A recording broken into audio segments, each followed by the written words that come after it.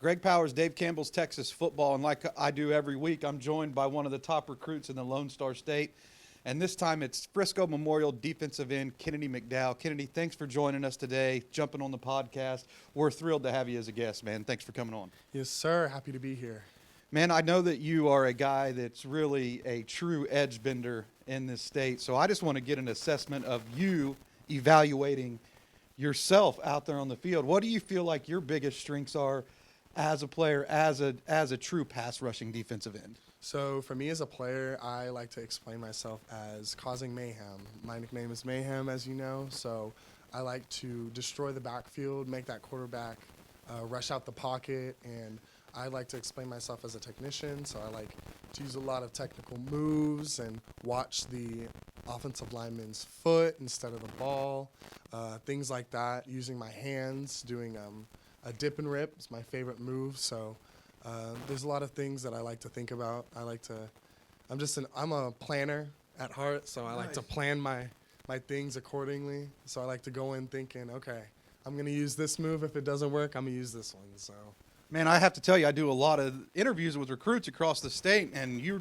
jumping right into the X's and O's of football. I mean, knowing that about you, I know that you're here at Frisco Memorial now, and you're a guy that has a lot of offers and a lot of attention. Some of the players might look up to you here. Now that you're heading into your senior season, are you taking this opportunity that you're going to be a senior leader to help develop some of your younger teammates and get your team ready on the field for this fall? Because as we all know, the Frisco district has kind of changed, and there's some bragging rights now on the line here, and it's every game is going to be very, very important. No, for sure. Ever since our seniors kind of left now, the 2023 class is going to jump up as leaders, and so I've kind of taken initiative in our defensive line, and especially the younger guys. And like me and the other 2023 defensive ends and the defensive linemen, we want to kind of not like reamp what the defensive line is supposed to do.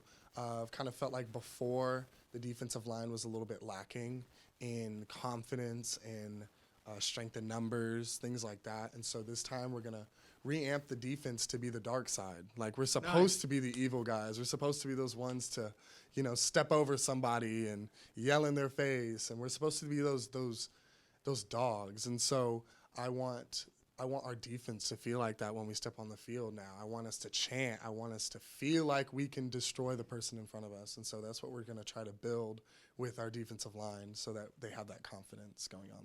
I feel like I've kind of been around this program since day one, since it was, launched, basically. Yeah. There's always a new school popping up in Frisco, but Coach Rob here especially, I think, has done a really good job of creating a culture that is conducive to racking up wins, and the program year over year really seems to be on the rise, and as I see it, the talent comes through here, but he also is a good developer of talent. What is so special about this place? And I really think that Frisco Memorial has a chance to have their best season on the field since the school opened. Mm-hmm.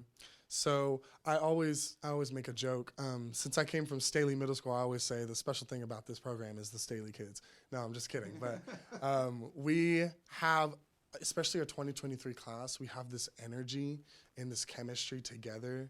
We seem to gel very well together. And so I feel like because of that, we can honestly defeat any opponent. Like it doesn't matter if we lack the strength, if we lack numbers, if we lack anything. I feel like we can make up for it in that chemistry and gelling together, because on the football field, like, that chemistry is what's important. So it'll just make a change on that football field. So on the recruiting trail, man, you've been blessed with a lot of opportunity. Double-digit offers, around 15 scholarship offers in total. That's a lot of really tough choices for you to make, and still spring evaluation period isn't even here yet, so you're going to have even more schools come through here to evaluate you and potentially step up with a scholarship. What's it like to have so many colleges coming after you, and is it a tough process, or is it just like enjoyable, So I will say there's moments where it's enjoyable, there's moments where it's extremely stressful, and I'll say it's been fun for the most part. Me and my parents have had a blast because, I mean, they didn't get this opportunity, and so they're very excited. We've all been enjoying the ride together. The reason why it makes it stressful is because, of course, working on my grades, I've been trying to maintain my GPA and also running track. I don't want to interrupt you, but I don't think we have to worry about your GPA. Right. I've been good in the classroom. I'm just going to continue. Parents have done a great job raising this young man. There's no doubt about it. I think any college that's able to reel you in is not only going to get a quality player, but they're going to get a quality person, and that's a testament to how hard your parents have worked and, you know, how they've got you prepared not only for what you're going to do on the field, but what you're going to do off of it. But there's some tough choices coming up for you. I mean, I look at that offer list, and it gets to be you know, daunting when you think about like which school is it going to be, but there's some big trips coming up for you. You're getting ready to go out of state and go on a tour. Which schools are you going to go see, and how excited are you to actually get your feet on the campus and really try to take a look and hone in on what maybe is your future? So in the next 3 weeks or so, I'll be visiting Purdue, Colorado, and Colorado State. It's funny because right after I get back from that Purdue visit, I have the Rivals Camp on that same day that I get back. So I'm going to be busy. I'm going to be very busy. I'm excited to visit Purdue and Colorado. They've been showing a lot of interest in Colorado State. And so I'm excited to step on the campus. I want to kind of dive in specifically to Colorado. That seems like to be like a school that has made a lot of headway in the Lone Star State. They offer guys early. They start to build what I would assume is good relationships behind that early attention. What is it about that program that, if you were to choose them, would like maybe make you feel comfortable about going to, you know, so far away for college? So, I mean, first off, I'm an outdoorsy person, so Colorado is a great place. But then the coaches just seem to have this vibe. They seem to make me comfortable, and I'm looking for coaches that like make me comfortable. You know, a coach could be really nice to me and whatnot, but it's just like a connection. If I don't feel that spark, that chemistry, then honestly, I don't think I'd go there. Yeah, and you're going to be looking for that, obviously, when you take the visit, just to kind of see what it's like.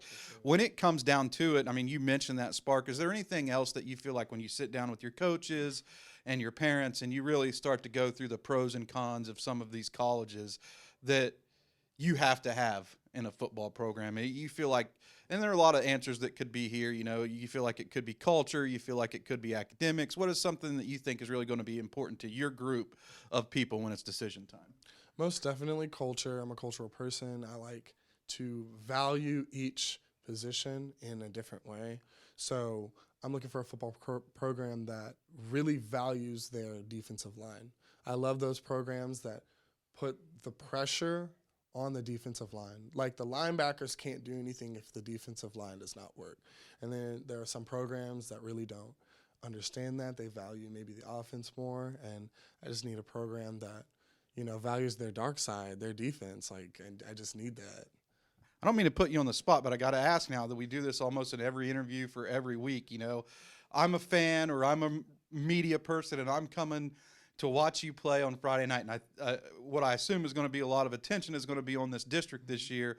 Where do I have to step my feet in and go grab a bite to eat before the game? Like, where is that one spot? I know here in Frisco that if you get that win that you get to claim a certain Whataburger in town. Like, I know that that's like a very big thing. So the wins, the dubs on Friday night are very important as it relates specifically to Frisco schools. But before the game, where do I got to go? Before the game, okay.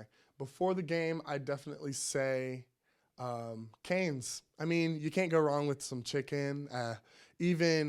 So there's a new place in town, and it's called Hawaiian Bros. So I work there, and I absolutely love it. And they serve this good Hawaiian chicken. They have a nice menu. So go and grab yourself a bite to eat at Hawaiian Bros. Chicken and rice, simple. And if you're the Hawaiian Bros manager, you got to be checking this out because he's definitely stepping his game up for those future NIL deals, being able to put on for his employer.